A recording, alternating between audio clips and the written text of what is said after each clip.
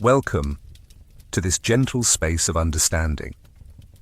As you settle into wherever you are right now, allow yourself to simply be here without needing to earn your place or apologize for the room you're taking up. Tonight, you don't need to make yourself smaller for anyone else's comfort. If you're listening to this, chances are you know that familiar feeling, that automatic sorry that escapes your lips when you walk into a room, when you speak up in a meeting, when you ask for what you need, or even when you simply exist in your full presence. That quiet voice that whispers, "You're too much, too loud, too visible, too present." Maybe you've caught yourself apologizing for things that aren't your fault, or shouldn't require an apology at all. Sorry for having an opinion. Sorry for taking up space on the subway. Sorry for existing in your own life. And perhaps underneath all those apologies, there's an exhaustion you carry. The exhaustion of constantly trying to shrink yourself to fit into spaces that feel too small for your soul. You have permission tonight to stop apologizing for being human. You have permission to take up exactly the space you need to breathe fully without making excuses for the oxygen you consume. You have permission to be here completely and unapologetically without needing to justify your existence to anyone, including that critical voice in your own mind. This isn't about blame or judgment. This isn't about what's wrong with you or what you need to fix. This is about understanding a pattern that developed to protect you and gently, with deep compassion, exploring why your psyche learned that making yourself small felt safer than allowing yourself to be fully seen. Tonight, there's no pressure to change anything, to fix anything, or to be different than you are. There's only invitation. An invitation to understand, to explore, and to meet this protective part of yourself with the tenderness it deserves. Carl Jung understood something profound about the human psyche, that our most challenging patterns often serve as guardians, protecting us from perceived threats that once felt very real. When you apologize for taking up space, you're not demonstrating weakness or inadequacy. You're revealing the existence of what Jung might call a protective complex, an organized pattern of thoughts, feelings, and behaviors that developed to keep you safe. Consider the child who learned that being noticed meant being criticized, whose bright enthusiasm was met with "calm down" or "you're too much." Consider the teenager whose natural self-expression was followed by rejection or judgment. Consider the person who learned that love felt conditional on being palatable, manageable, convenient for others. In Jung's understanding, these experiences don't simply disappear. They integrate into our psychological structure, creating internal guardians whose job is to prevent future pain. When you automatically say sorry for sharing your thoughts, that guardian is working. When you minimize your achievement so others don't feel uncomfortable, that protective system is active. When you compress yourself into smaller and smaller spaces, literally and metaphysically, you're following an ancient survival strategy that once served you well.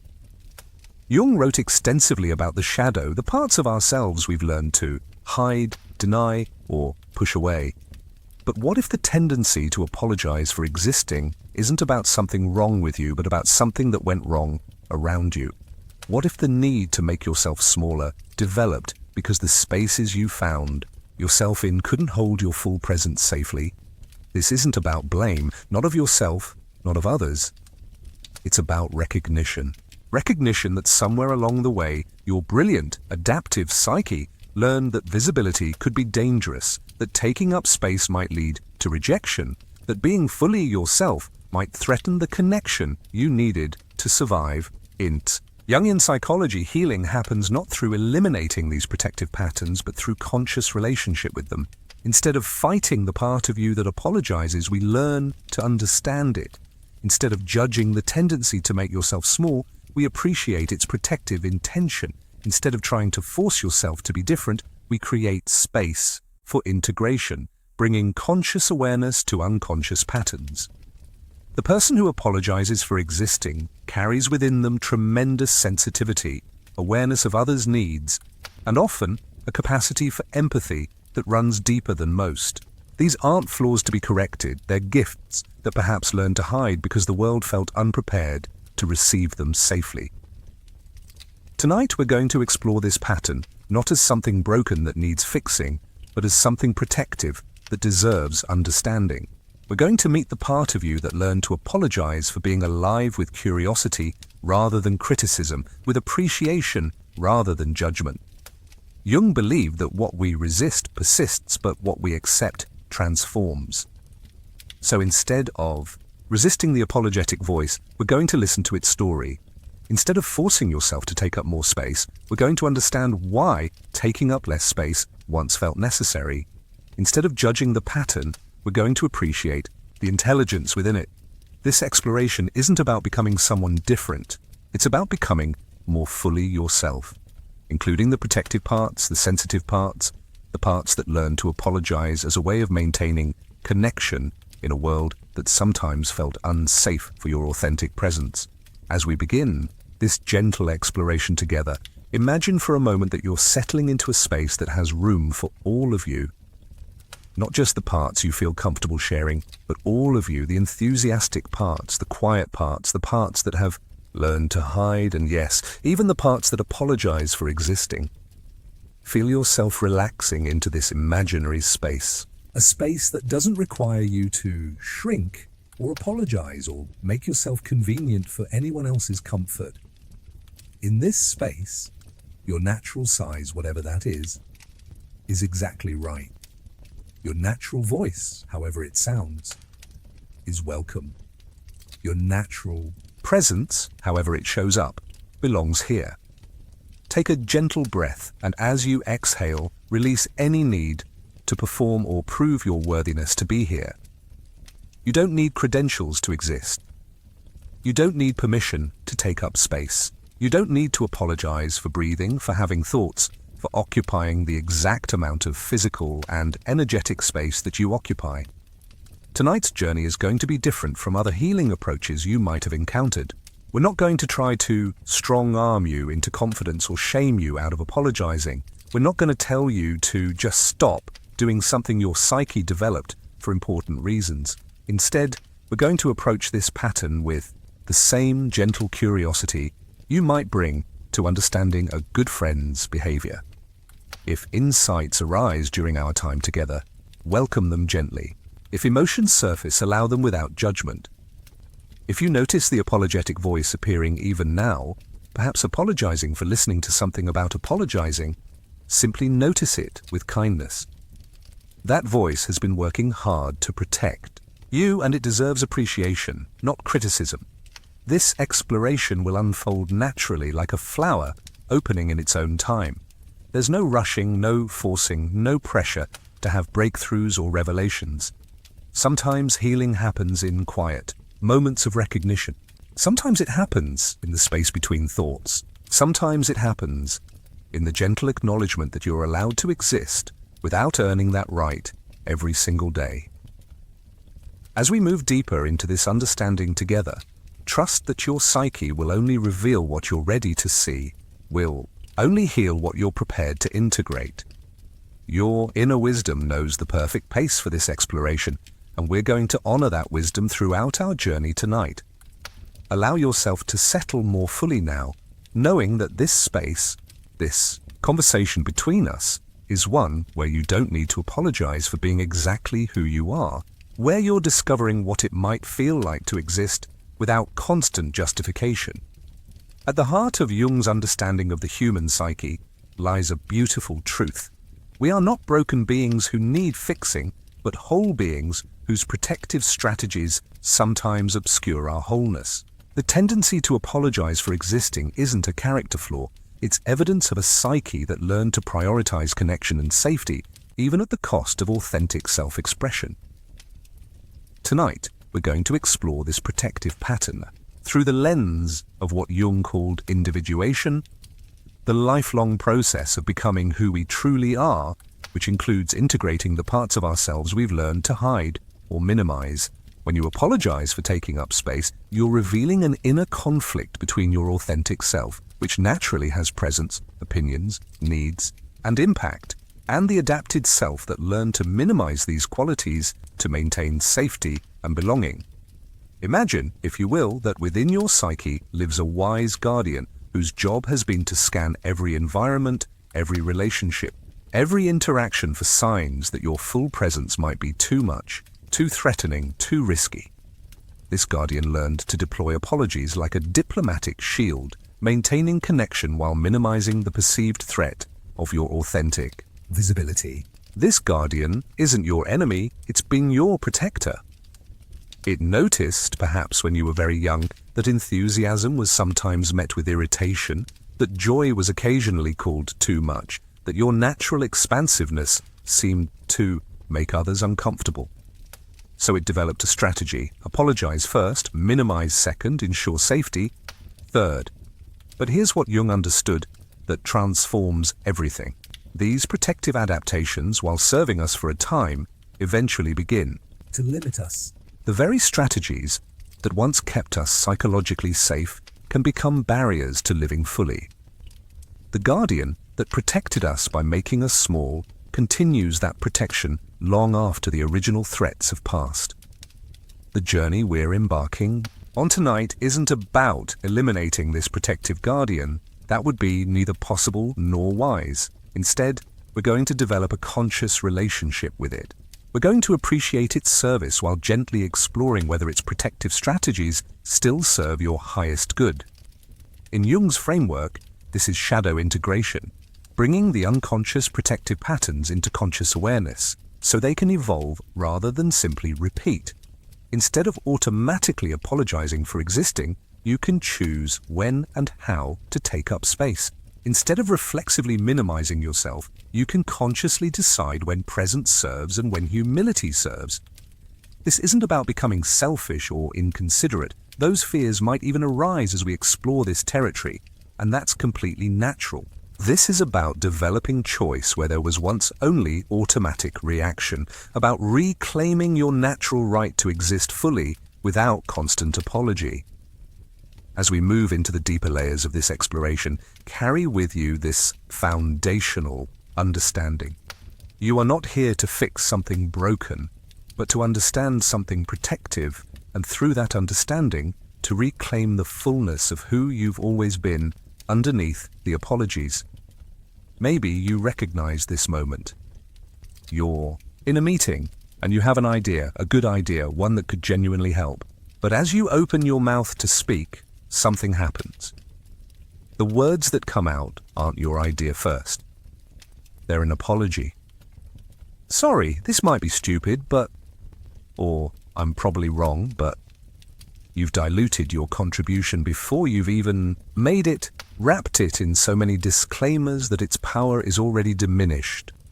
Or perhaps it's that familiar dance you do when walking down a sidewalk. Someone approaches from the opposite direction, and instead of holding your ground, instead of trusting that there's room for both of you, you immediately step aside, often saying sorry as you do. You've made yourself responsible for solving a problem that didn't really exist, turned a simple moment of shared space into an opportunity to practice invisibility. Maybe you've experienced this. You're at a restaurant and your order is wrong. Not slightly off, completely wrong, but when the server asks if everything is okay, you hear yourself saying, "Oh yes, it's fine." Or, worse, "Sorry, I think there might be a small mistake." As if the restaurant's error somehow requires your apology.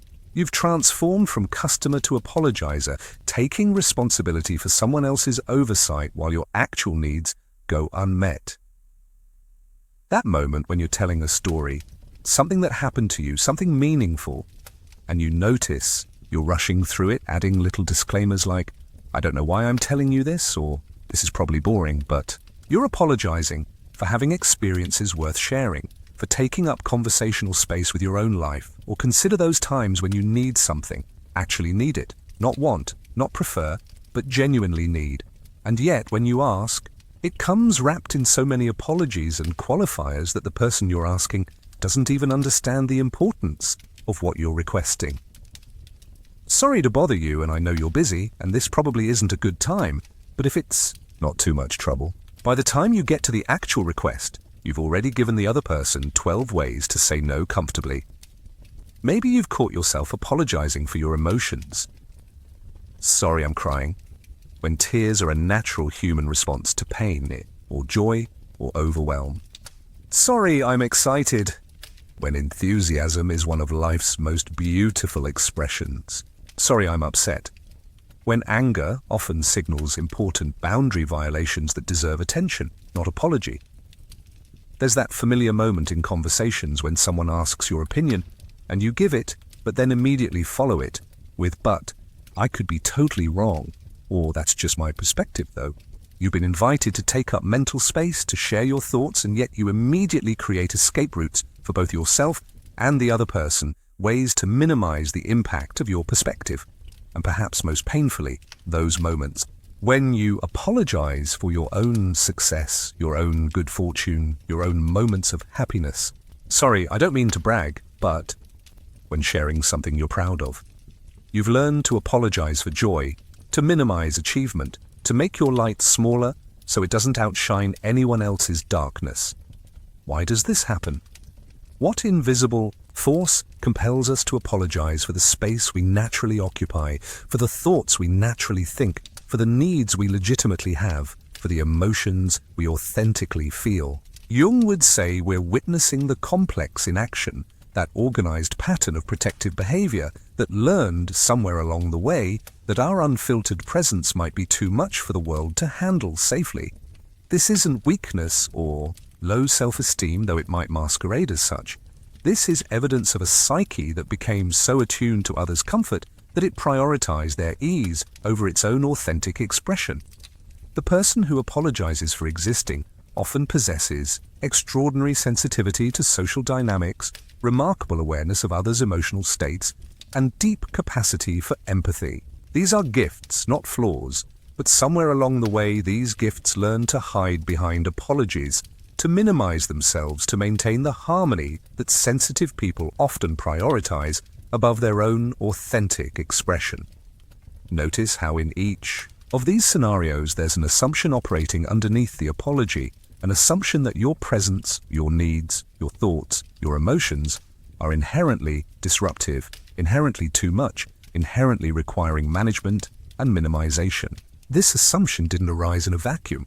It developed in response to real experiences, real feedback, real moments when your authentic presence felt dangerous to connection or safety. But here's what's important to understand. The fact that this pattern developed to protect you doesn't mean it's serving you now. The strategies that once maintained safety might now be limiting your capacity to live fully, to contribute meaningfully, to receive love authentically, to take up the space you're entitled to occupy simply by virtue of being human. Let me tell you about someone Jung might have understood well. A gifted artist named Elena, who lived in a small village nestled between mountains and sea. Elena possessed a rare talent. She could capture the essence of people in her paintings in ways that revealed not just their appearance, but their souls. When people looked at Elena's portraits of them, they saw themselves more clearly, more deeply, more truly than they ever had before. But Elena had learned from a very young age that her gift could be overwhelming for others. Her childhood was filled with moments when adults would look at her work and shift uncomfortably, saying things like, "That's very intense, dear," or "Maybe you could make it a little more normal." Her teachers suggested she tone down her style. Her family worried that her paintings were too much for people to handle. So Elena developed a habit that became as automatic as breathing. Whenever she showed her work to anyone, she would apologize first. "Sorry, I know this is probably too weird," or "Sorry, I was just experimenting, it's not very good." She learned to present her extraordinary gift wrapped in disclaimers and apologies as if her talent itself required forgiveness. As Elena grew older, this pattern expanded beyond her art. She apologized for her insights into people's characters, even when those insights were helpful and healing. She apologized for her intense conversations, even when others sought her out specifically for the depth she brought to dialogue. She apologized for her presence in rooms, even when she'd been explicitly invited to be there. Elena's world became smaller and smaller. She stopped entering her work in exhibitions, stopped sharing her insights freely, stopped allowing her natural intensity to shine. She convinced herself this was kindness, that she was protecting others from the discomfort of her full presence. But, in reality, she was depriving the world of a gift it desperately needed, and depriving herself of the joy that comes from authentic self-expression. One autumn evening, Elena was walking along the shore when she encountered an old woman sitting on a piece of driftwood, staring out at the sea. Something about the woman's posture, the way the evening light played across her weathered face, moved Elena deeply. Without thinking, she began sketching. When she finished, she approached the woman hesitantly, her familiar apology already forming on her lips. "Sorry to bother you, and sorry if this is weird, but I drew you, and it's probably not very good, but..." The old woman looked at Elena with eyes that seemed to hold depths Elena had never seen before. "Child," she said gently, "may I see what you've created?"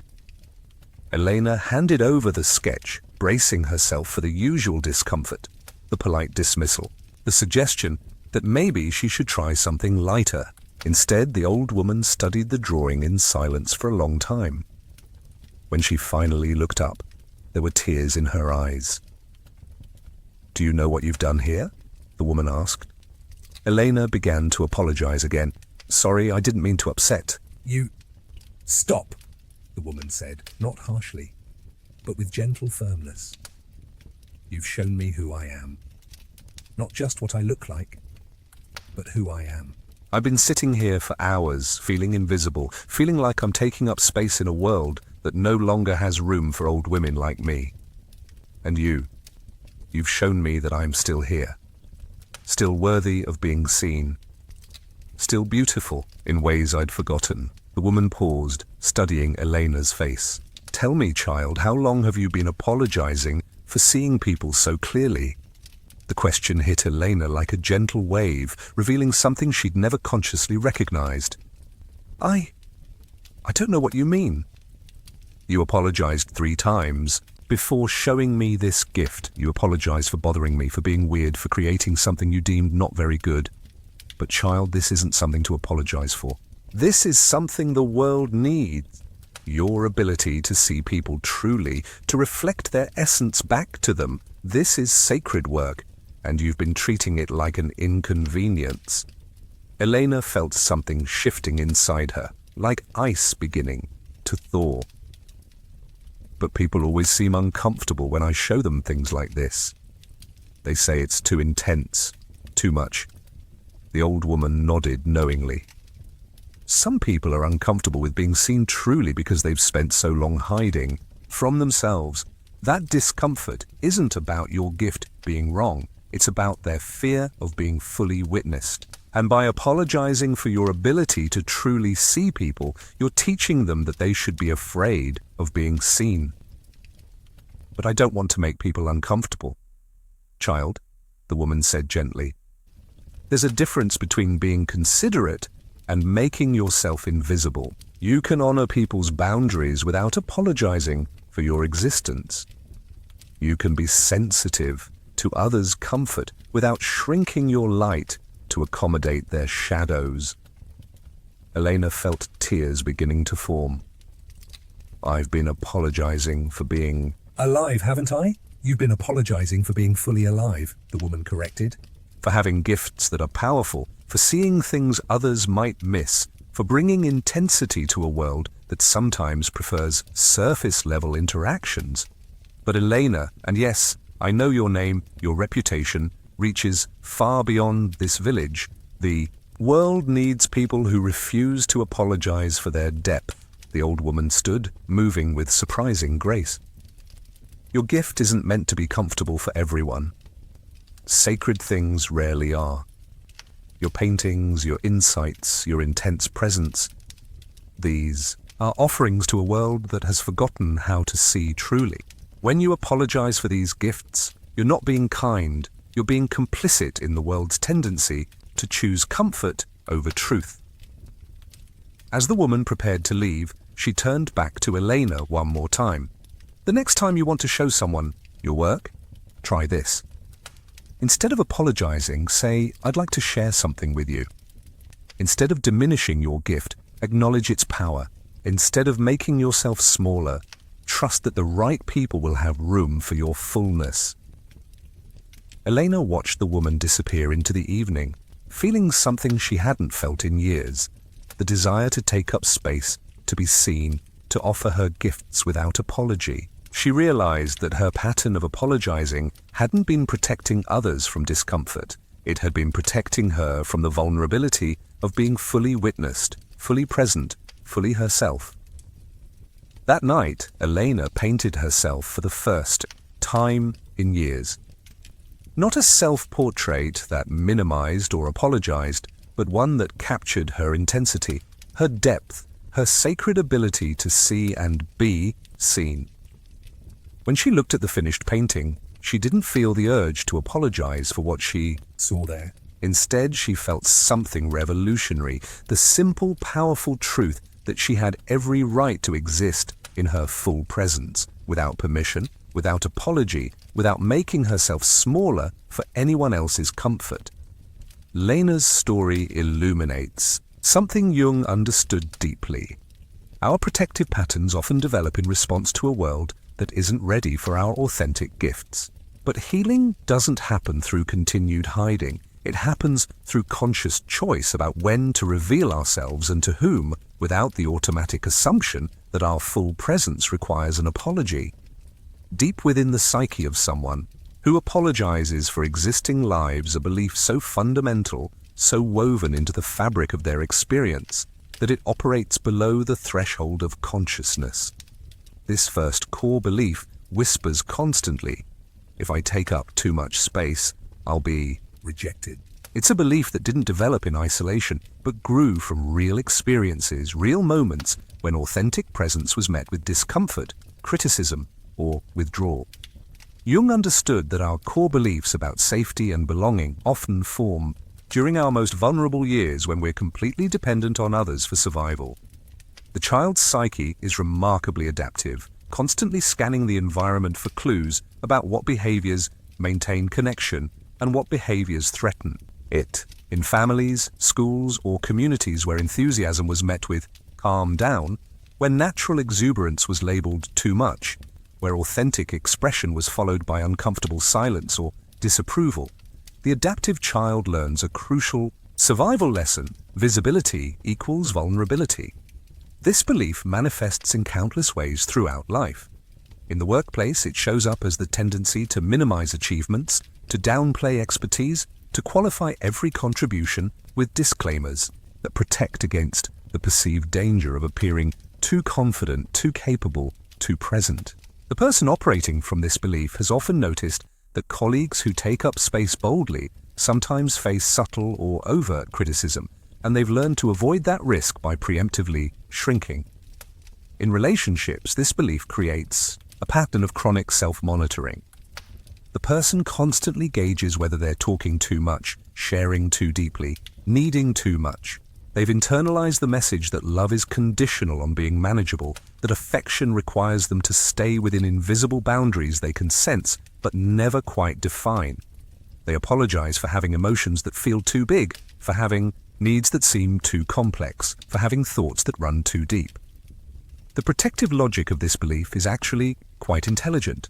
If rejection is perceived as a threat to survival, which it is, psychologically speaking, especially in childhood, then any behavior that might trigger rejection becomes dangerous.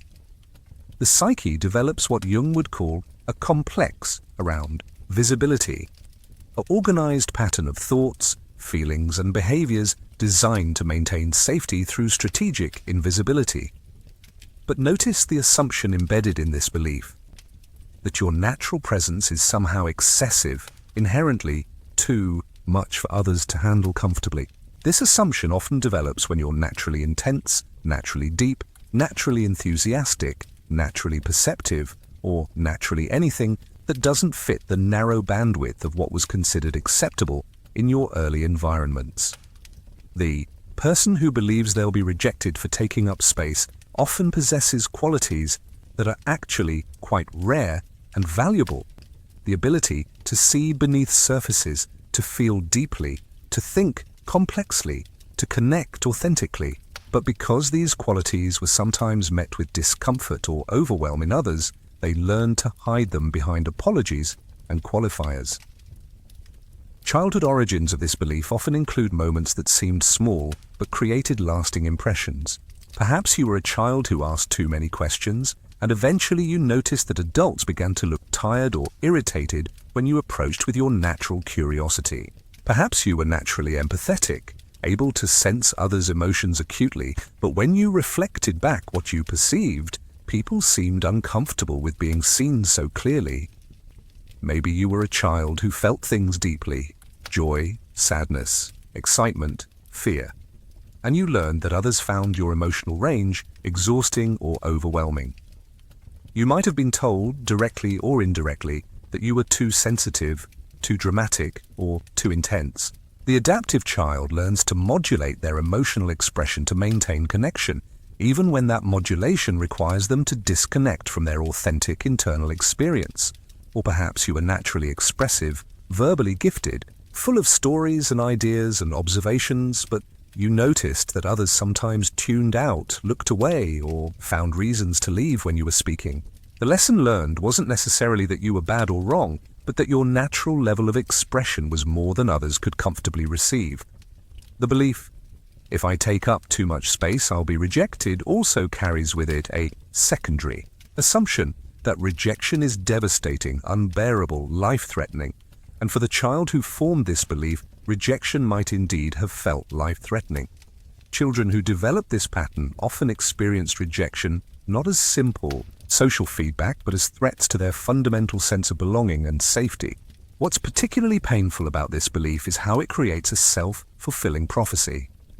When you apologize for your presence, you teach others that your presence is problematic. When you minimize your contributions, you reduce their impact. When you shrink yourself preemptively, you often create the very dynamic you're trying to avoid.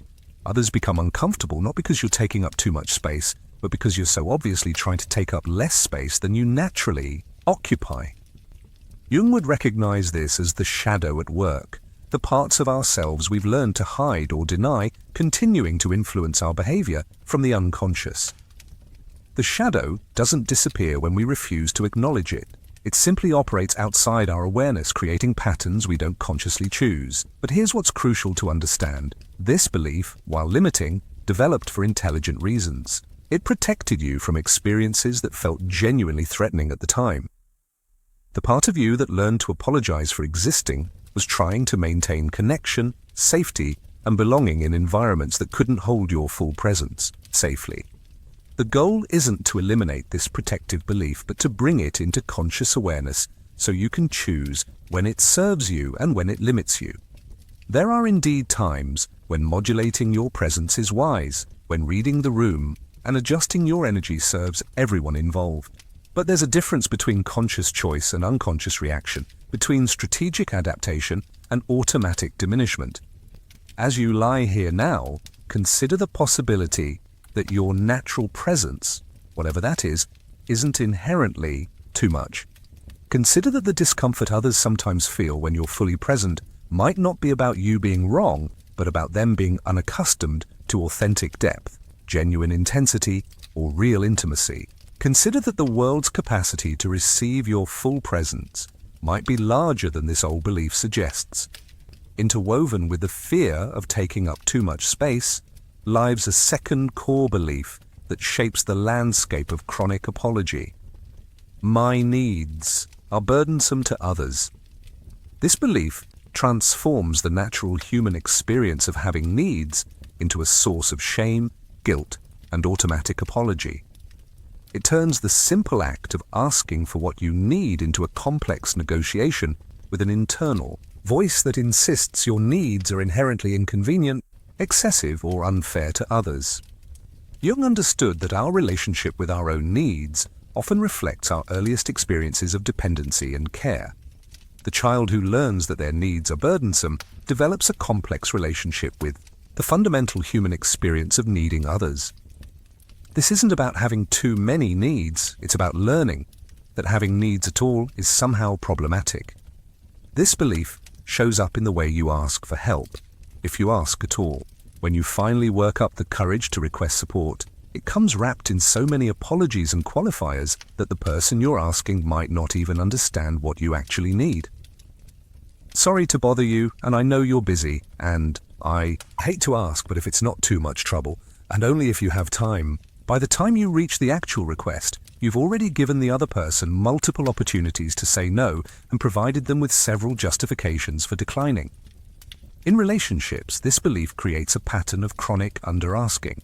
You minimize your needs, both to yourself and others, convinced that fully acknowledging what you need would be overwhelming or unfair. You pride yourself on being low maintenance, but often this means you're maintaining yourself at a level far below what would actually nourish you. You've learned to need less rather than risk burdening others with the full scope of your human requirements. This belief often manifests in the workplace as the tendency to struggle alone rather than seek support, to work longer hours rather than ask for help, to apologize for needing clarification, resources, or assistance that would actually help you do your job better. You've internalized the message that needing anything beyond the bare minimum is somehow unprofessional or demanding. The origins of this belief often trace back to childhood experiences where needs were met with sighs, eye rolls, expressions of irritation, or messages that caring for you was burdensome. Perhaps you were a child in a family where resources, emotional, financial, or temporal, felt scarce, and you learned that your needs competed with others' needs in a zero-sum game where someone always had to sacrifice. Maybe you grew up with caregivers who were overwhelmed, stressed, or emotionally unavailable, and you learned to read their capacity carefully, adjusting your needs downward to match what they seemed able to handle. The adaptive child learns to need less rather than risk overwhelming already stretched caregivers. This adaptation serves the child's survival needs but creates lasting patterns of self-denial and chronic apology for having human requirements. Or perhaps you experience the particular pain of having your needs met with guilt or manipulation.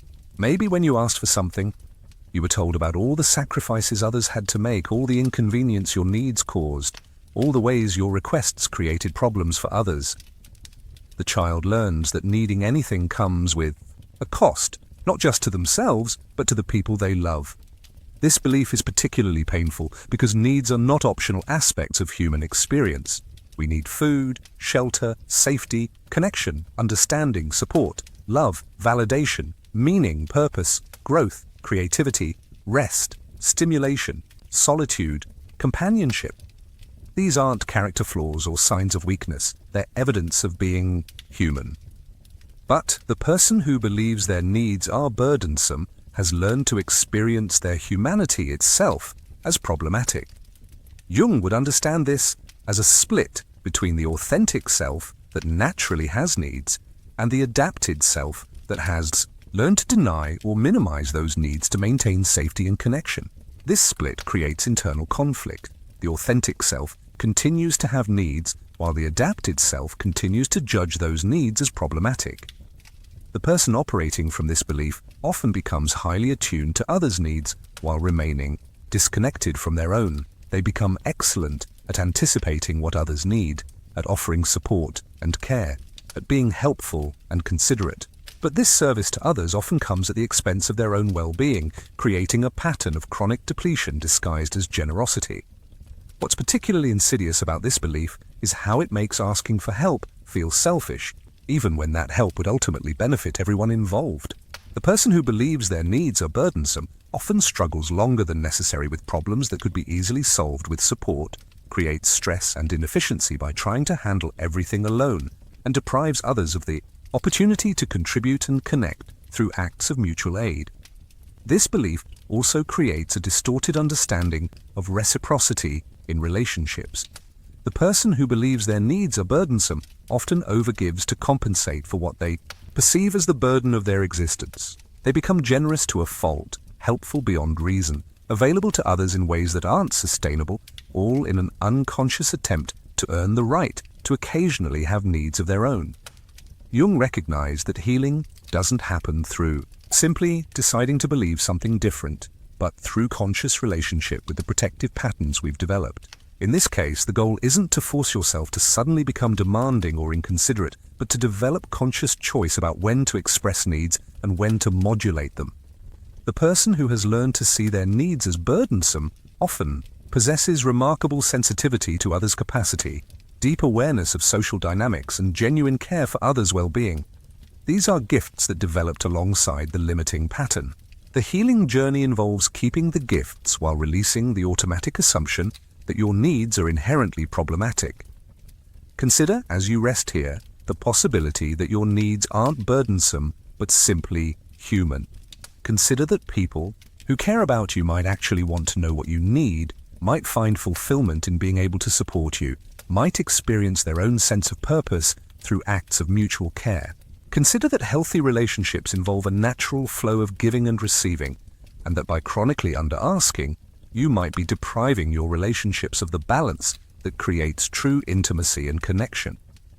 The voice that tells you your needs are burdensome developed to protect you from the pain of having needs met with resistance, irritation, or guilt. But that protection, while once necessary, might now be preventing you from experiencing the joy of being fully known, fully supported, and fully belonging in relationships where your needs are welcomed rather than merely tolerated. At the deepest level of the psyche that apologizes for taking up space lies perhaps the most fundamental and painful belief of all. I must earn the right to exist. This belief transforms the simple fact of being alive into a constant performance, a never-ending audition for a role you've already been cast in simply by virtue of being born. It's the belief that drives the chronic apologizing, the constant minimizing, the endless quest to justify your presence in every room, every relationship, every moment of your life.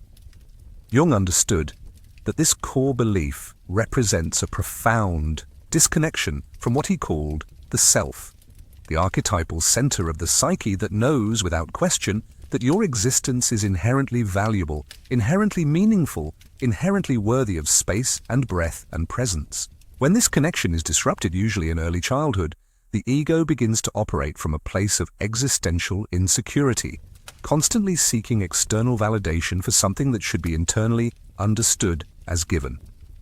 This belief manifests as a chronic feeling that you need to prove your worth through achievement, service, perfection, or usefulness. You might find yourself working harder than necessary, giving more than is sustainable, being more helpful than is healthy, all in an unconscious attempt to earn what was already yours by birthright.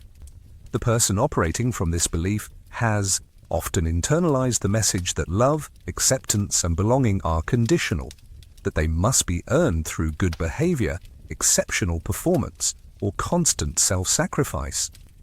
In childhood, this belief often develops when love feels conditional on being good, when attention is primarily available for achievements rather than simply for being, when the child learns that their worth is measured by their productivity, their compliance, their ability to make others happy or proud. The child's natural understanding that they deserve love simply for existing becomes confused with the message that they must continually earn that love through their actions. Perhaps you were a child in a family where love was expressed primarily through praise for accomplishments, where attention was scarce unless you were performing, achieving, or being exceptionally helpful.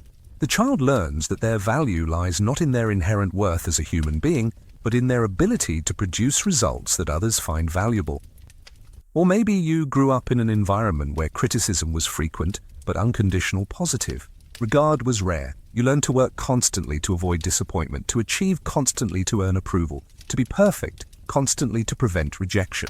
The child's natural confidence in their right to exist becomes replaced with a learned anxiety about whether they're doing enough to justify their presence. This belief is particularly painful because it creates a treadmill of constant proving that can never actually be satisfied. No amount of achievement, service, or perfection can fill the void created by the fundamental misunderstanding that your existence requires justification. The person operating from this belief can accomplish remarkable things, can serve others beautifully, can achieve impressive goals, But none of these accomplishments touched the core wound that insists they must earn what was already theirs. Jung would recognize this as what he called a negative inflation, a deflation of the ego that has lost touch with its connection to the inherent worth of the self.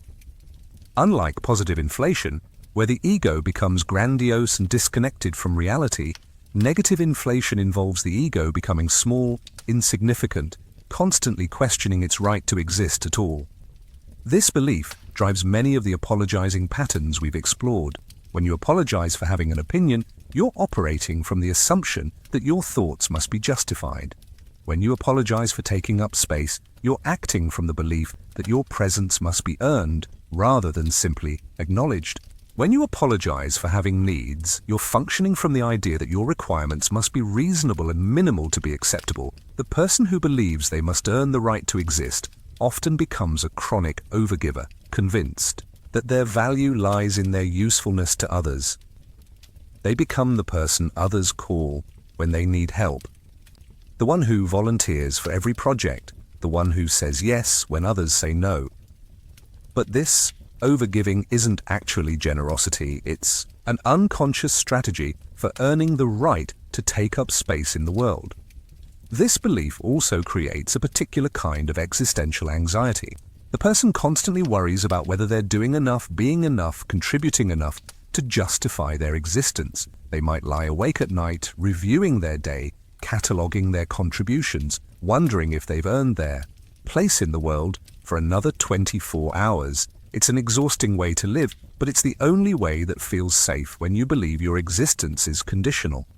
Jung understood that healing this deep wound requires more than positive thinking or self-affirmation exercises. It requires what he called individuation, the process of reclaiming your authentic self from the adaptations and false beliefs you've accumulated over time. In this case, it means reconnecting with the fundamental truth that your existence is not a problem to be solved, not a mistake to be corrected, not a burden to be justified, but simply a fact to be celebrated. The person who has learned to believe they must earn the right to exist often possesses extraordinary dedication, remarkable work ethic, deep service orientation, and genuine care for others' well-being. These qualities developed alongside the limiting belief and represent real gifts that can be maintained while releasing the underlying assumption that drives them. But imagine for a moment what might be possible if you truly understood that your existence is inherently valuable. Imagine how differently you might move through the world if you knew without question that you belong here, not because of what you do, but because of who you are. Imagine how much energy might be freed up if you no longer had to spend it constantly proving your worth to yourself and others. This isn't about becoming selfish or entitled. It's about operating from a foundation of inherent worth that actually enables more genuine service, more authentic relationships, more sustainable contribution to the world. When you know your existence is inherently valuable, you can give from overflow rather than emptiness, serve from choice rather than compulsion, love from wholeness rather than need. The belief that you must earn the right to exist developed to help you survive in environments where love felt conditional, where acceptance seemed provisional, where belonging appeared to require constant proof. But you're no longer that vulnerable child dependent on others' approval for survival. You're an adult capable of creating relationships and environments where your inherent worth is recognized and celebrated.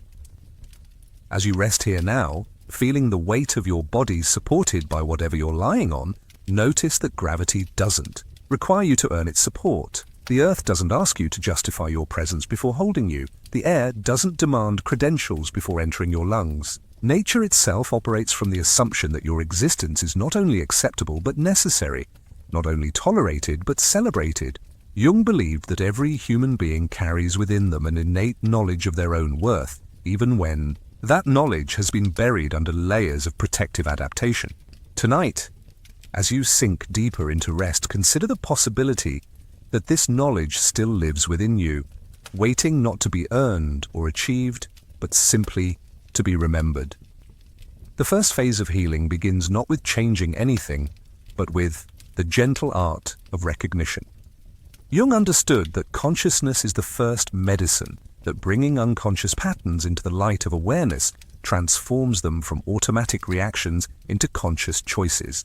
As you lie here now, you're already beginning this phase simply by listening, by allowing yourself to recognize patterns that have been operating below the threshold of your awareness.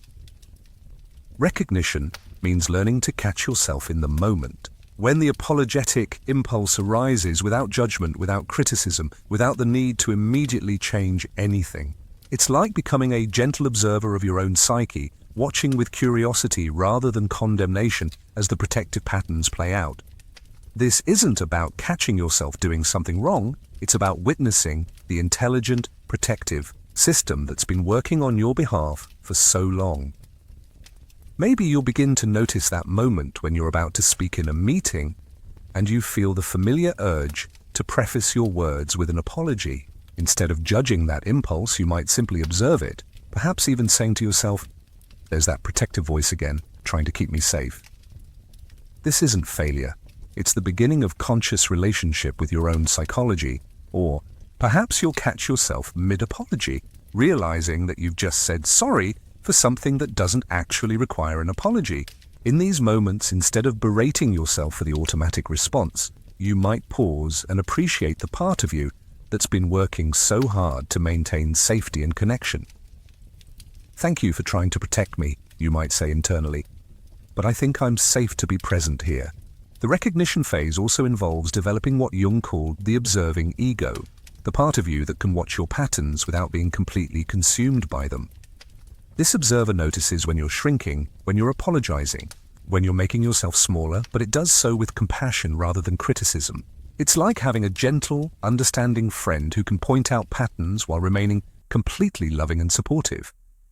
This phase might also include recognizing the physical sensations that accompany the apologetic impulse.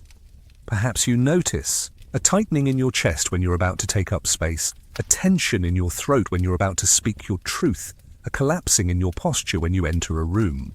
These bodily sensations are valuable information. They're your nervous system's way of alerting you to the activation of old protective patterns. Recognition isn't about perfect awareness or constant vigilance. It's about developing a kind and curious relationship with your own psychology. Some days you'll catch the patterns early, some days you'll notice them in the middle, and some days you'll only recognize them in retrospect. All of this is perfectly normal and valuable. The goal isn't to become a perfect observer of yourself, but to develop increasing familiarity with your own protective strategies. Jung believed that what we can see, we can work with. The patterns that remain unconscious continue to operate automatically, but the patterns we can recognize become available for conscious choice. This doesn't mean you'll immediately stop apologizing or immediately start taking up more space. It means you'll begin to have options where you once had only automatic reactions.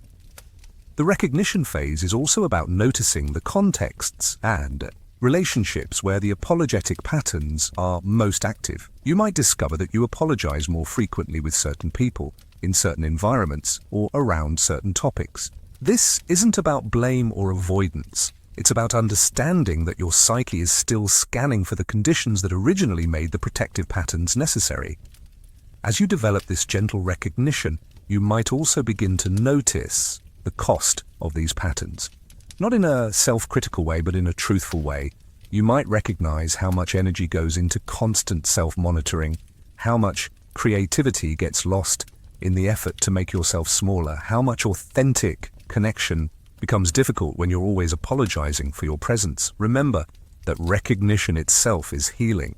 Every moment of conscious awareness is a moment when you're not completely identified with the protective pattern. Every time you notice the impulse to apologize for existing, you're proving that you're larger than that impulse, that you have the capacity to observe it rather than simply enact it.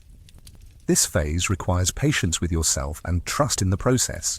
Jung understood that the psyche has its own wisdom about timing and readiness. You don't need to force recognition or create pressure around awareness. Simply allowing yourself to notice what's already happening with kindness and curiosity is enough to begin the transformation. The second phase of healing involves what Jung might have called befriending the shadow, developing a compassionate relationship with the parts of yourself that learn to apologize for existing. This isn't about eliminating these protective parts, but about meeting them with understanding, appreciation, and ultimately love. It's about recognizing that the voice that tells you to apologize for taking up space has been trying to protect you, and that protection deserves gratitude, not criticism. Imagine, if you will, that you could sit down with the part of yourself that learned to apologize for existing. Picture this part as a younger version of yourself, perhaps the child who first learned that visibility could be dangerous, that taking up space might lead to rejection, that being fully present might overwhelm others. What would you say to this child? How would you speak to them about the protective strategy they developed? You might begin by expressing genuine appreciation. Thank you for working so hard to keep me safe. Thank you for paying such close attention to others' comfort levels. Thank you for developing such sensitivity to social dynamics. Thank you for caring so much about maintaining connection that you were willing to make yourself smaller to preserve it. This isn't empty gratitude or forced positivity, it's recognition of the genuine intelligence and care that went into developing these protective patterns. The part of you that learned to apologize for existing wasn't weak or broken. It was adaptive, creative, and deeply committed to your survival and belonging. It developed remarkable skills in reading environments, assessing safety, and maintaining connection even when that connection required self-diminishment. In this compassionate meeting, you might also acknowledge the cost that this protective part has carried. I see how tired you are from all this vigilance. I see how much energy it takes to constantly monitor whether I'm taking up too much space. I see how lonely it's been to always be the one adjusting, accommodating, making yourself smaller for others' comfort. Jung understood that healing happens, not through rejecting parts of ourselves, but through integrating them with consciousness and compassion. The goal isn't to eliminate the protective voice, but to transform its role from unconscious controller to conscious advisor. Instead of automatically apologizing, you might learn to pause and ask this protective part. What are you noticing right now? What feels unsafe about taking up space in this moment? Sometimes, the protective part will have valuable information. It might notice that you're in an environment where strategic modulation of your presence is actually wise, where reading the room and adjusting your energy serves everyone involved. Other times, it might be responding to old triggers that aren't actually present in the current situation. This compassionate meeting also involves developing what Jung called the transcendent function, the ability to hold both the protective part and the authentic part in conscious awareness simultaneously. You can appreciate the protective part's concerns while also honoring your authentic desire to be present, to contribute, to take up the space you naturally occupy. The conversation with your protective part might sound something like this. I understand that you're worried about taking up too much space. I appreciate that you're trying to keep me safe from rejection, and I also want to honor the part of me that has valuable things to contribute, that deserves to be seen and heard, that belongs in this space without apology. Can we find a way to honor both of these needs? This isn't about convincing the protective part to disappear or forcing it to change its mind. It's about creating internal dialogue, internal democracy, where different parts of yourself can be heard and considered rather than simply enacted automatically. It's about moving from unconscious reaction to conscious choice. In this phase, you might also begin to offer the protective part some reassurance about your current capacity to handle the situations it's been protecting you from. I'm not the same person I was when this protection first developed. I'm stronger now, more capable of handling rejection if it comes. I have more skills for maintaining connection without diminishing myself. I have more support systems now. The compassionate meeting also involves recognizing that this protective part often carries not just your own experiences, but generational patterns, cultural messages, and collective wounds around visibility, authenticity, and belonging. You might say to this part, you're not just carrying my experiences, you're carrying the experiences of others who learned that being fully present was dangerous. You're carrying cultural messages about humility, about not being too much, about staying small to stay safe. Jung believed that individual healing contributes to collective healing. As you develop a more compassionate relationship with your own protective patterns, you're also contributing to the healing of the collective, wound around authenticity and belonging. You're helping to create a world where others might feel safer to be fully present without apology. This phase requires patience because the protective part has been working for a long time and may not immediately trust that it's safe to relax. It's vigilance. Like any relationship, building trust with your protective parts takes time, consistency, and genuine care.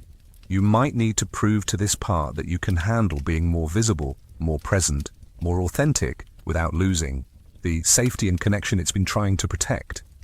The compassionate meeting isn't a one-time conversation, but an ongoing dialogue. Each time you notice the apologetic impulse arising, you have an opportunity to check in with this protective part, to appreciate its concerns, and to make conscious choices about how to respond. Sometimes you'll choose to honor its caution. Sometimes you'll choose to move forward despite its concerns, but always with awareness and choice rather than automatic reaction. As you practice this compassionate meeting, you might notice that the protective part begins to relax, to trust, to allow more authentic presence without the constant need for apology. It doesn't disappear, it transforms from unconscious controller to conscious advisor, from automatic reaction to available wisdom. The third phase of healing involves the gentle art of integration, beginning to live differently, to make different choices, to experiment with taking up space without apology. This isn't about forcing dramatic changes or suddenly becoming someone completely different. It's about small, conscious experiments in authentic presence, guided by awareness rather than driven by unconscious patterns. Jung understood that integration happens gradually through what he called active imagination, consciously engaging with new possibilities rather than simply thinking about them. In this phase, you begin to experiment with what it feels like to exist without constant apology, to take up space without justification, to be present without minimizing yourself. These experiments might be very small at first. Perhaps you practice saying thank you instead of sorry when someone helps you, transforming sorry for bothering you into thank you for your time. This isn't just a language change, it's a fundamental shift from positioning yourself as a burden to recognizing yourself as someone worthy of care and attention. Or maybe you experiment with not apologizing for your opinions. The next time someone asks what you think, instead of prefacing your response with, "I could be wrong, but," you might simply share your perspective directly. Notice what happens in your body when you do this. Notice any anxiety, any urge to apologize, any fear of being too much. And notice also what happens when you're willing to be present with these feelings without immediately acting on them. The integration phase also involves learning to tolerate the discomfort that might arise when you stop apologizing for existing. Your nervous system has been conditioned to expect safety through invisibility, so visibility might initially feel dangerous, even when it's actually safe. This is normal and temporary. It's like learning to swim. At first, being in the water feels dangerous, but gradually your body learns that it can be safe in this new element. One powerful experiment is practicing what Jung might call conscious presence, deliberately choosing to take up your natural amount of space in physical environments. Instead of automatically making yourself smaller when you enter a room, you might stand with your full posture, sit without collapsing, walk without apologizing for your footsteps. Notice how this feels, both in your body and in your relationship with others. You might also experiment with what it feels like to need things without apology. The next time you have a legitimate need, practice expressing it directly rather than wrapping it in qualifiers and disclaimers. Instead of, "Sorry to bother you and I know you're busy, but," you might simply say, "I need," or "I would like." This isn't about becoming demanding or inconsiderate. It's about recognizing that having needs is a normal part of being human. The integration phase often involves learning to stay present with others' reactions when you stop apologizing. Some people might be surprised, confused, or even uncomfortable when you begin to take up space more authentically. This doesn't mean you're doing anything wrong. It means you're changing the dynamics of relationships that may have been built around your self-diminishment. Jung recognized that when we change, the systems we're part of often need time to adjust. Family members might wonder why you're not as accommodating as you used to be. Colleagues might notice that you're not apologizing as much for your contributions. Friends might be surprised when you express needs directly rather than hoping they'll be intuited. This adjustment period is normal and doesn't mean you should return to old patterns. During this phase, it's important to remember that integration isn't about perfection. Some days you'll remember to take up space without apology, and some days you'll fall back into old patterns. This isn't failure, it's the natural process of change. Jung believed that transformation happens in spirals rather than straight lines, and that setbacks are often part of the journey toward wholeness. You might also experiment with what it feels like to receive positive attention without apologizing for it. When someone compliments your work, instead of deflecting with, "It's nothing special," or "I just got lucky," you might simply say, "Thank you." When someone appreciates your presence, instead of minimizing it, you might allow yourself to receive their appreciation fully. The integration phase also involves developing what Jung called holding the tension of opposites, being able to remain present and grounded even when you feel the pull of old patterns. You might feel the urge to apologize for taking up space while simultaneously knowing that you belong in that space. Instead of immediately acting on the urge, you can hold both experiences, the protective anxiety and the authentic knowing, and choose your response consciously. This phase requires patience with yourself and trust in the process. Change happens at the pace that's right for your particular nervous system, your particular history, your particular circumstances. There's no timeline for integration, no schedule for healing. Some aspects of this transformation might happen quickly, while others might take months or years to fully develop. As you practice these new ways of being, you might discover that taking up space without apology actually improves your relationships rather than threatening them. People might respond more positively to your direct communication, your authentic presence, your willingness to be fully yourself. You might find that others appreciate knowing where you stand, what you need, what you think, without having to guess or read between the lines of constant apologies. The integration phase is also about learning to trust your own judgment about when and how to take up space. There will be times when modulating your presence is wise, when sensitivity to others' capacity serves everyone involved. But now these choices come from consciousness rather than compulsion, from wisdom rather than fear. Jung believed that the goal of individuation isn't to become perfect, but to become whole, to integrate all aspects of yourself, including the protective parts, into conscious relationship. As you practice these new ways of being, you're not eliminating the sensitive, caring, aware parts of yourself. You're learning to express these qualities from a foundation of inherent worth, rather than from a place of existential insecurity. Remember that this integration phase is not about becoming someone different, but about becoming more fully yourself. The self that existed before you learned to apologize for existing, the self that knows its own worth, the self that can take up space without apology because it understands that its presence is a gift to the world rather than a burden to be managed. Jung understood that the psyche and soma are not separate entities, but aspects of one unified system. The patterns that show up in your psychology also manifest in your body, and healing happens most completely when both mind and body are involved in the transformation. The tendency to apologize for taking up space isn't just a mental pattern, it lives in your posture, your breathing, your nervous system, your very cells. Notice as you lie here now how your body occupies space. Are you curled tightly, making yourself small, even in rest? Are your shoulders hunched forward, as if protecting your heart from being too visible? Is your breathing shallow, taking up minimal space, even in your own lungs? These aren't flaws to be corrected. They're information about how deeply the pattern of self-minimization has been integrated into your very being. The person who apologizes for existing often carries what we might call apologetic posture, a way of holding the body that communicates, "I'm sorry to be here," even before words are spoken. Shoulders curve inward, chest collapses slightly, head tilts down, taking up less vertical space. The body learns to apologize through its very positioning, creating a physical foundation for the psychological pattern. But your body also holds the memory of your natural presence.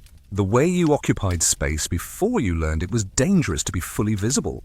Somewhere in your cellular memory lives the knowledge of standing tall, breathing fully, moving through space with confidence and grace.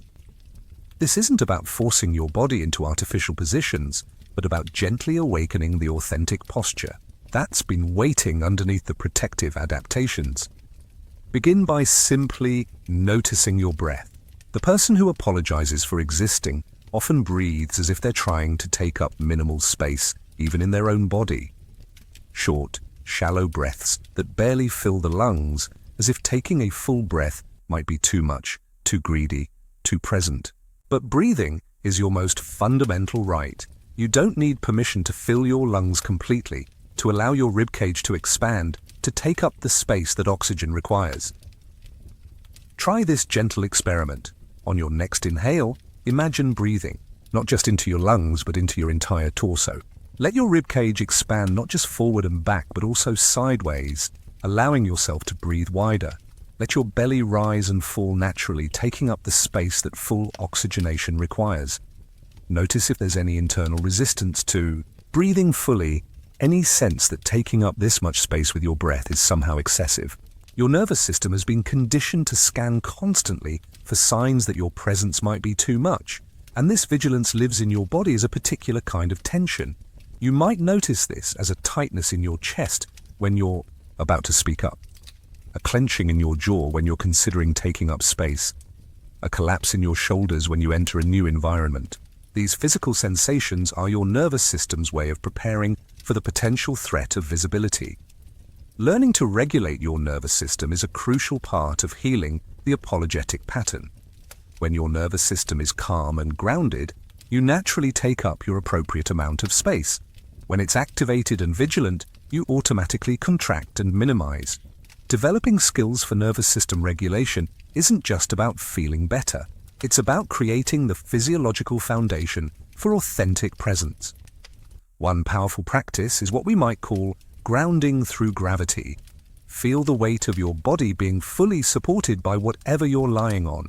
You don't have to earn this support. Gravity offers it freely, without conditions, without requiring you to be smaller or different.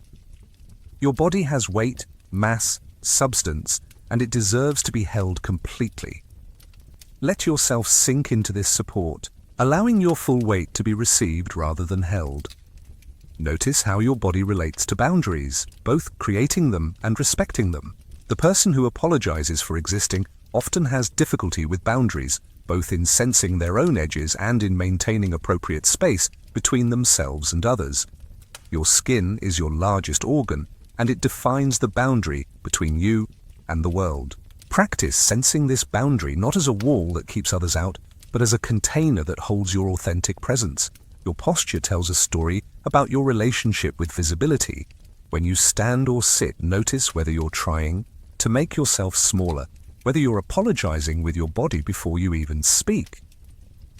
Experiment with what Jung might call conscious embodiment, deliberately choosing how to position your body in space. This isn't about forcing artificial confidence, but about allowing your natural presence to emerge through conscious choice rather than unconscious contraction. The healing process often involves what somatic therapists call resourcing, helping your nervous system remember states of safety, calm, and authentic presence. Your body holds memories not just of times when visibility felt dangerous, but also of times when you felt perfectly safe to be exactly who you are. Perhaps in nature, perhaps with certain people, perhaps in specific activities where you forgot to monitor yourself and simply existed fully. Take a moment now to remember a time when you felt completely comfortable in your own skin, when you weren't apologizing for your presence, when you simply belonged. Notice what this memory feels like in your body. Where do you sense it? How does your posture shift when you remember this feeling? This isn't nostalgia, it's resourcing, reconnecting with the embodied knowledge of what it feels like to exist without apology.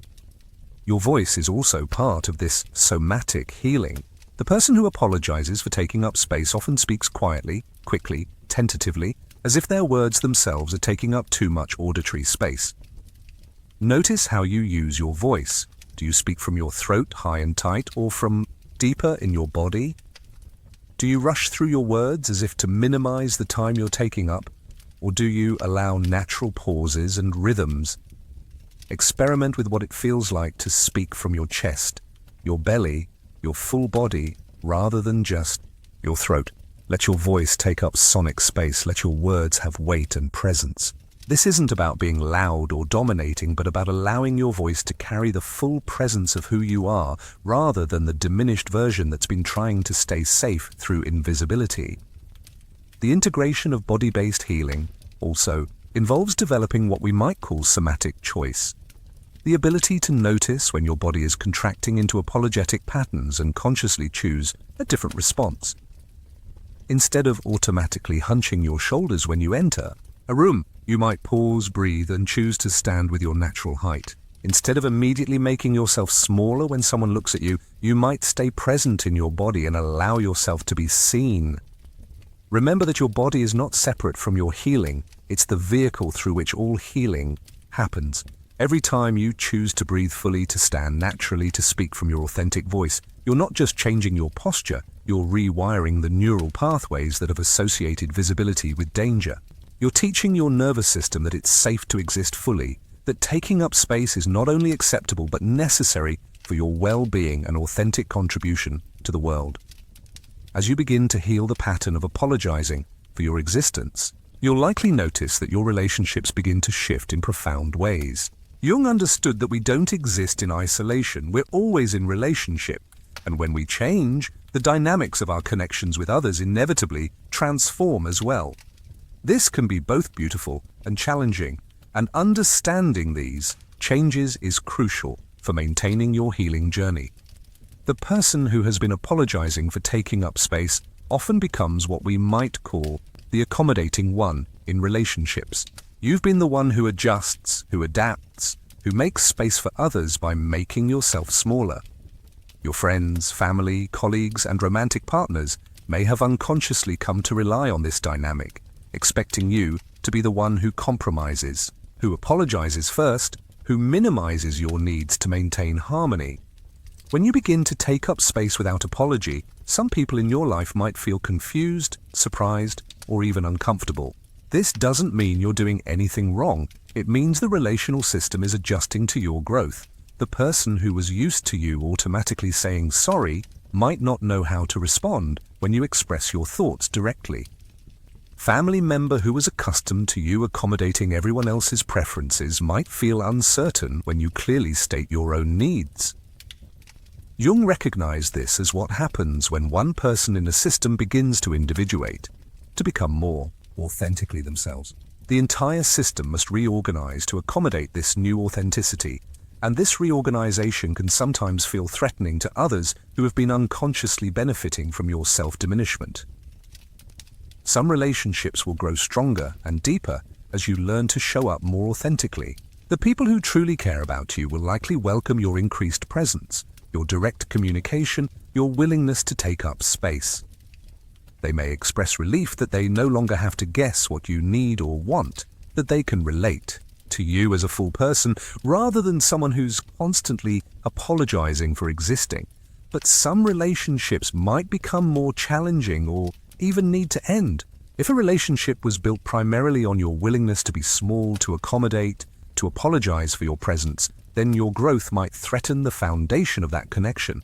This can be painful, but it's also necessary information about which relationships were truly nourishing your authentic self and which were primarily serving others' comfort with your diminishment. One of the most important relationship skills you'll develop is learning to maintain your authentic presence, even when others seem uncomfortable with it. This doesn't mean being inconsiderate or insensitive. It means not automatically returning to self-diminishment when someone else appears unsettled by your full presence. You can be compassionate about others' discomfort without taking responsibility for managing it through your own self-erasure. You might notice that some people in your life have been unconsciously encouraging your apologetic patterns. They might dismiss your contributions after you've prefaced them with apologies, or they might take advantage of your tendency to accommodate everyone else's needs first. As you begin to change these patterns, their responses will give you valuable information about the health and sustainability of these relationships. Learning to set boundaries becomes crucial during this phase of healing. The person who apologizes for existing often has difficulty with boundaries because they've been so focused on others' comfort that they've lost touch with their own limits and needs. Boundary setting isn't about building walls or becoming selfish. It's about creating the energetic and emotional space necessary for your authentic self to exist and thrive. This might mean learning to say no without extensive justification or apology.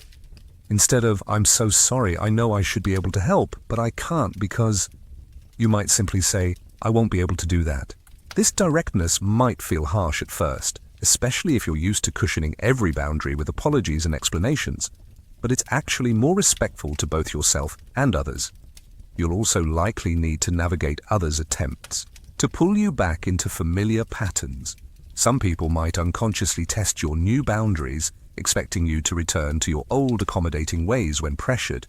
They might express disappointment when you don't automatically apologize for having needs, or they might try to guilt you into resuming your previous level of self-sacrifice. Jung would understand this as the relational system's resistance to change. Systems naturally try to maintain homeostasis, even when that homeostasis isn't healthy for all members. Your growth challenges the familiar patterns, and the system might initially resist this challenge. Understanding this dynamic can help you maintain your healing without taking others' discomfort personally. Communication patterns will likely shift significantly as you learn to express yourself without automatic apology. You might discover that you're actually much more interesting, insightful, and engaging when you're not constantly minimizing your contributions. Others might begin to seek out your opinions more frequently, to value your perspective more highly, to see you as someone worth listening to rather than someone who's always sorry for speaking. The quality of intimacy in your relationships may deepen as you become more authentic. When you stop apologizing for your existence, you create space for others to know you more fully. The energy that was previously spent on self-monitoring and self-minimization becomes available for genuine connection, real vulnerability, and authentic sharing. You might also find that you're drawn to different types of relationships, connections with people who appreciate depth, authenticity, and real presence, rather than those who prefer surface-level interactions or who are uncomfortable. With genuine intimacy, your relationship preferences might shift as you become more comfortable with being fully seen and known. Learning to receive love and appreciation without apology becomes a crucial skill during this phase. When someone compliments you, thanks you, or expresses appreciation for your presence, notice any impulse to deflect, minimize, or apologize for being worthy of positive attention. Practice simply receiving these offerings with gratitude rather than self-deprecation. The transformation of your relationships isn't just about how others relate to you, it's also about how you relate to others. As you stop apologizing for your own existence, you might find that you're less likely to make others feel bad for taking up space, less likely to expect them to minimize themselves for your comfort, more able to appreciate and celebrate their authentic presence. Remember that healthy relationships involve mutual respect for each person's right to exist fully, to have needs, to take up space, to contribute meaningfully. As you heal your own apologetic patterns, you contribute to creating relational dynamics that support everyone's authentic self-expression, rather than requiring some people to make themselves small for others' comfort. The true test of healing happens not in moments of conscious reflection, but in the countless small interactions that make up daily life. Jung understood that transformation must be lived, not just understood, and this means developing practical ways to apply your growing awareness to the mundane moments where the apologetic patterns have been most automatic. Your morning routine offers the first opportunity each day to practice existing without apology. Notice how you move through your personal space. Do you rush through your morning as if you're taking up too much time, even though it's your own time? Do you minimize your needs for nourishment, rest, preparation, as if caring for yourself is somehow excessive. Practice beginning each day by taking up exactly the amount of time and space you need without justification or apology. This might mean allowing yourself to eat breakfast slowly, to take the time you need to prepare for the day, to move through your morning routine with presence rather than rushing. It might mean looking at yourself in the mirror with appreciation rather than criticism, acknowledging that you have the right to exist exactly as you are without needing to earn that right through perfect appearance or flawless preparation. In workplace interactions, the shift from apologetic to authentic presence can be particularly transformative. Notice how you enter meetings. Do you slip in quietly, trying to take up minimal space, or do you allow yourself to arrive with natural presence?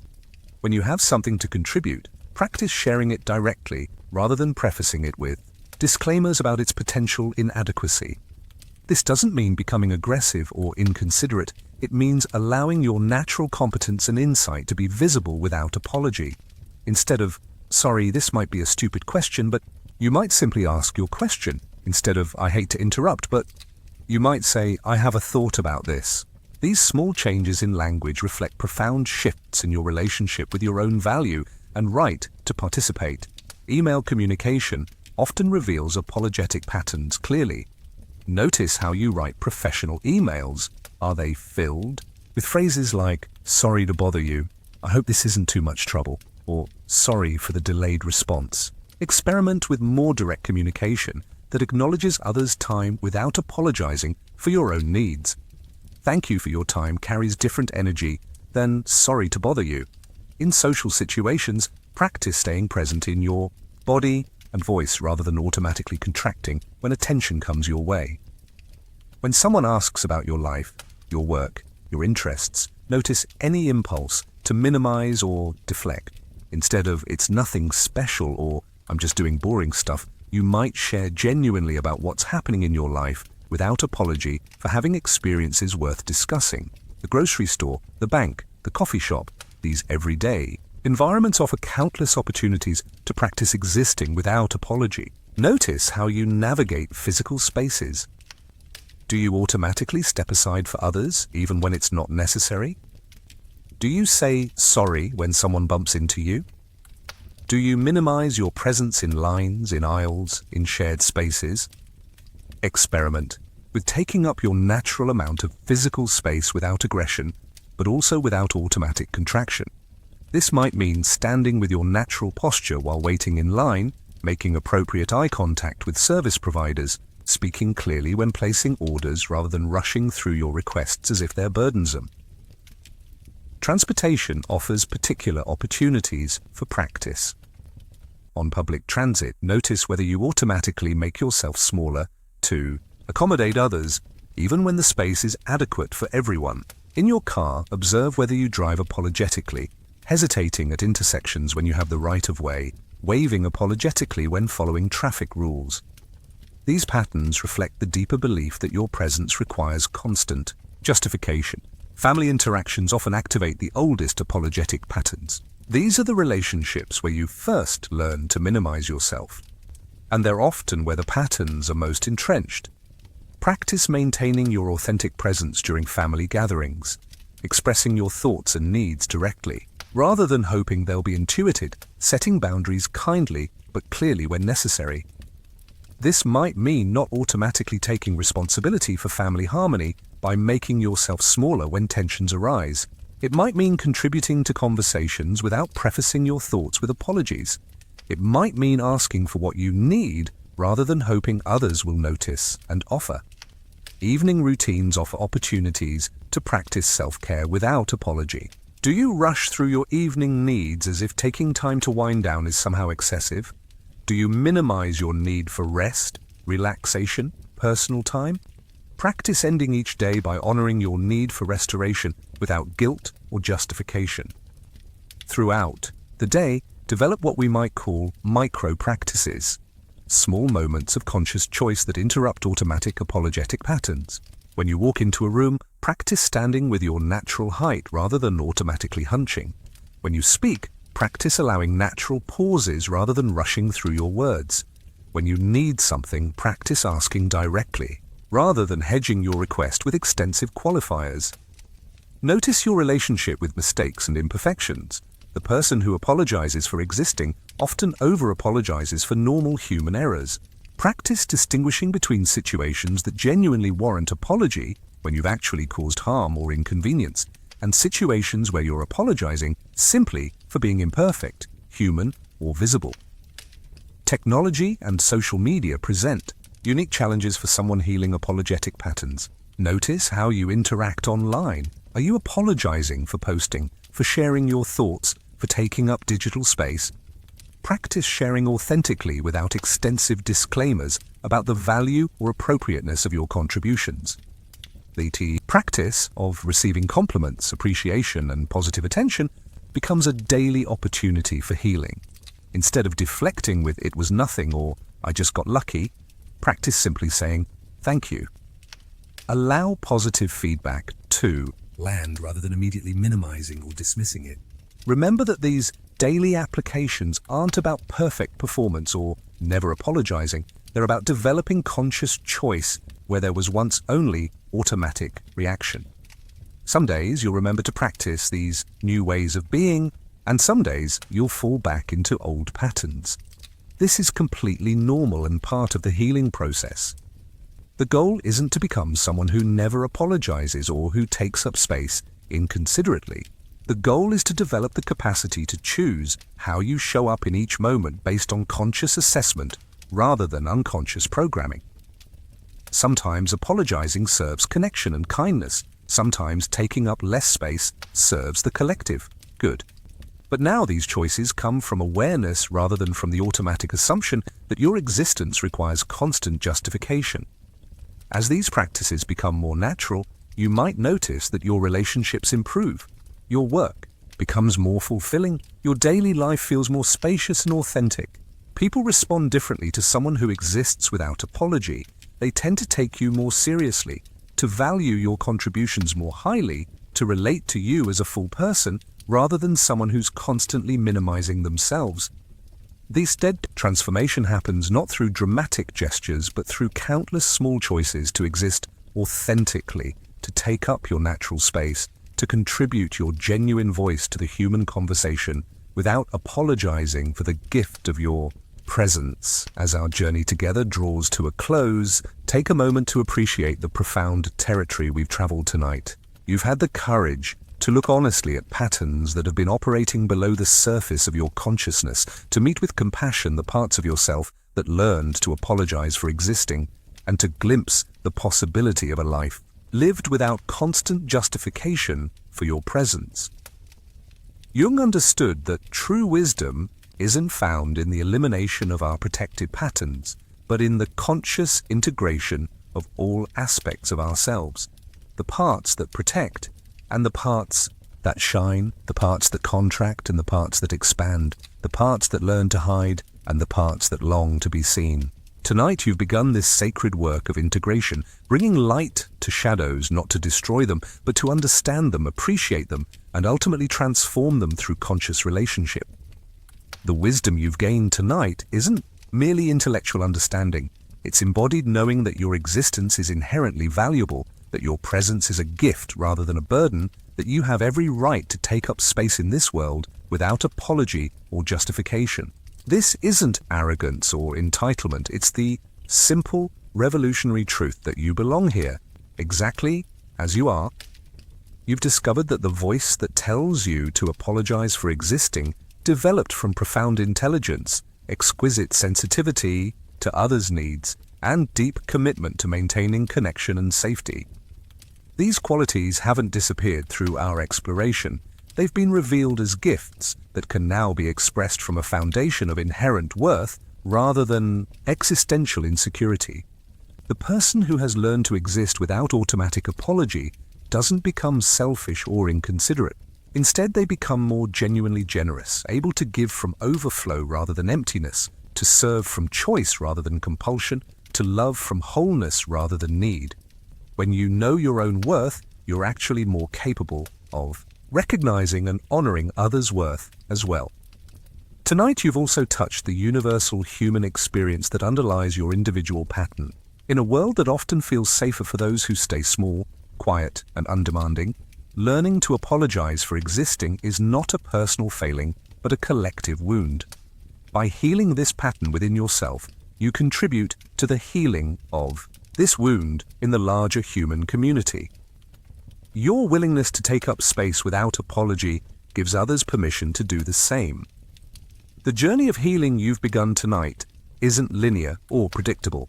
There will be days when you remember to stand tall, speak clearly, and exist without justification. There will be other days when you fall back into familiar patterns of self-diminishment. Both experiences are part of the healing process. Jung believed that consciousness, once awakened, cannot be fully lost. It may go underground temporarily, but it always resurfaces when the conditions are right. You carry within you now a different relationship with your protective patterns. Instead of being controlled by unconscious reactions, you have the possibility of conscious choice. Instead of automatically apologizing for your presence, you can pause, breathe, and choose how to show up in each moment. This is the gift of awareness, not perfection, but choice. The wisdom you've integrated tonight will continue to unfold in your daily life. You'll notice opportunities to practice taking up space without apology in conversations, in relationships, in your work, in your movement through the world. Each moment of conscious choice strengthens the neural pathways that support authentic presence and weakens the ones that defaulted to automatic diminishment. Remember that your full presence, whatever that looks like, is needed in this world. Your thoughts, your insights, your creativity, your sensitivity, your unique way of seeing and being all contribute something valuable to the human tapestry. When you apologize for these gifts, you deprive not only yourself, but the world of what you came here to offer. The courage you've shown tonight, the willingness to examine painful patterns, to question long-held beliefs, to imagine different ways of being is the same courage that will support you as you continue to live more authentically. Trust this courage, trust your capacity to change, trust that the part of you that knows your inherent worth is stronger than the part that learned to doubt it. As you move forward from tonight, carry with you the knowing that you don't need to. Earn your place in this world through constant apology, perfect behavior, or self-sacrifice. You belong here because you're here. You matter because you exist. You have the right to take up space because space exists and you're part of the universe that fills it. Jung wrote that the privilege of a lifetime is to become who you truly are. Tonight, you've taken important steps toward that becoming, not by adding something you didn't have, but by remembering something you never lost. Your inherent worth, your natural right to exist fully, your belonging in the community of beings who share this planet. And now, as the insights and awareness from our journey together begin to settle into your body and psyche, allow yourself to transition gently into the natural rhythm of rest. Your nervous system has been working throughout our time together, processing, integrating, making new connections, and now it deserves the profound restoration that sleep provides. Feel yourself sinking more deeply into whatever supports you right now. Notice how this support is offered freely, without requiring you to earn it, justify it, or apologize for needing it. The earth holds you without question, gravity embraces you without condition, and your right to rest is as natural as your right to breathe.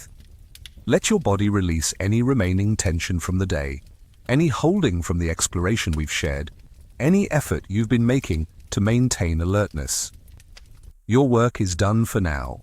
The insights you've gained will continue to integrate while you sleep, working themselves into your cellular memory, your neural pathways, your very being. Take a moment to appreciate your body for carrying you through this day, for being the vehicle through which all healing happens, for holding both your protective patterns and your authentic presence with equal grace. Your body has never needed to apologize for existing. It simply breathes, beats, grows, heals, rests according to its natural wisdom. Let yourself align with this body wisdom now. Notice your breath beginning to slow and deepen naturally. You don't need to control or direct this process. Your body knows how to prepare for sleep, how to transition from the activity of day to the restoration of night. Trust this ancient rhythm that has been sustaining life for millions of years. You're part of this rhythm, belonging to it as naturally as the moon belongs to the night sky. As thoughts arise, let them drift through your awareness like clouds across a vast sky. Some thoughts might be about our conversation tonight. Some might be about tomorrow. Some might be about nothing in particular. All are welcome to pass through without requiring your engagement or concern. You don't need to solve anything right now, understand anything completely, or remember everything perfectly. Sleep will take care of the integration while you rest. Feel yourself becoming heavier, more settled, more at peace with simply being exactly where you are, exactly as you are. In this transition towards sleep, there's no pressure to be different, better, more conscious, or more evolved. There's only invitation to be human, to rest, to allow the natural process of restoration to unfold. Your healing doesn't pause while you sleep. It deepens. The work you've done tonight, the awareness you've cultivated, the compassion you've developed, will all continue their quiet transformation while your conscious mind rests. Dreams may come that continue the integration, or sleep may be simply peaceful and empty. Both are perfect for your healing process. Let yourself feel held by something larger than your individual concerns, held by the night itself, by the community of all beings who are also resting, by the vast intelligence that orchestrates the cycles of activity and rest, consciousness and sleep, effort and surrender. You're part of this larger rhythm, belonging to it without needing to earn your place. If any worry arises about tomorrow, about whether you'll remember what you've learned tonight, whether you'll be able to apply these insights, whether you'll fall back into old patterns, let these concerns dissolve into the trust that healing happens in its own time, in its own way. Your psyche knows how to integrate what serves you and release what no longer fits. Trust this process. Feel your muscles softening, your jaw releasing, your eyes growing heavy. Let your whole body surrender to the support that's always been there. That will be there through the night, that requires nothing from you except your willingness to receive it. This support is like the unconditional love you deserve, constant, reliable, never requiring justification.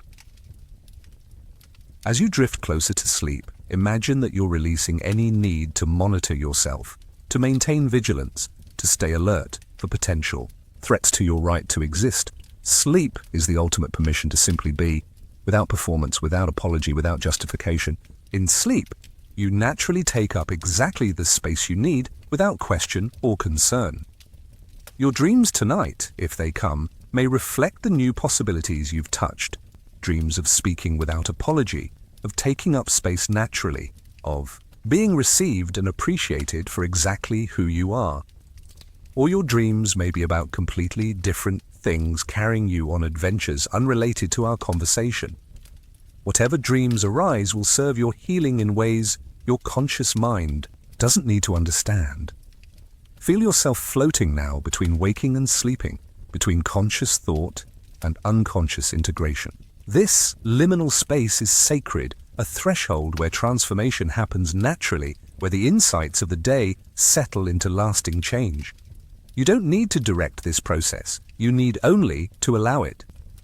Let your breathing become even slower, even deeper, the natural rhythm of a body preparing for profound rest. Each exhale releases you more fully into peace. Each inhale draws in exactly what you need for restoration. You're breathing your way into sleep, following the ancient pathway that leads from awareness to dreams to the deep rest where healing happens. Your last conscious thoughts might be gratitude for your courage tonight, for your willingness to explore difficult territory, for your commitment to healing. Or they might be simple awareness of comfort, safety, peace. Or they might already be dissolving into the wordless intelligence of sleep. All are welcome, all are perfect. As consciousness fades, as the day releases its hold on your attention, as sleep welcomes you into its embrace, remember that you're not falling away from something valuable. You're falling into the most natural, necessary, and sacred state of being. Sleep is your birthright, requiring no justification, no apology, no earning. Rest now in the knowledge that you are exactly where you belong, exactly as you are, taking up exactly the right amount of space in this universe that is large enough to hold all of us, all of our struggles, all of our healing, all of our dreams. Sleep peacefully, knowing that you matter, that you belong, that your existence is a gift to the world that requires no apology, now or ever. Sweet dreams. Sleep. Well, you are enough exactly as you are.